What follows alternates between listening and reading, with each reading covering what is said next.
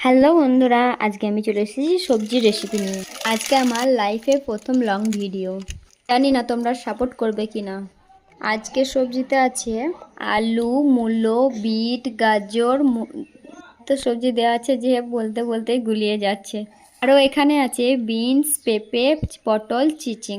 দেখো বন্ধুরা, সবজি কাটাগুলো কত সুন্দর দেখতে লাগছে। এখানে আমি খোলায় তেল গরম করে নিয়ে কিছু পাঁচফোড়ন দেবো।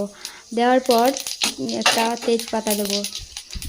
এরপর কেটে রাখা পেঁয়াজ, লঙ্কা দিয়ে দেবো।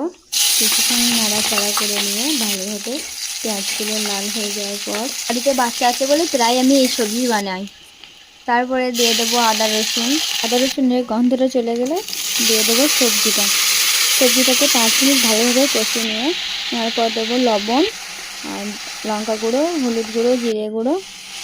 আরও 5 মিনিট ভালোভাবে নাড়িয়ে চাড়িয়ে নিয়ে দেখো কত সুন্দর কালার।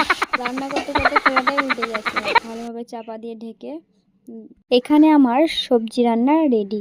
এটা বাচ্চার পক্ষে খুব উপকারী।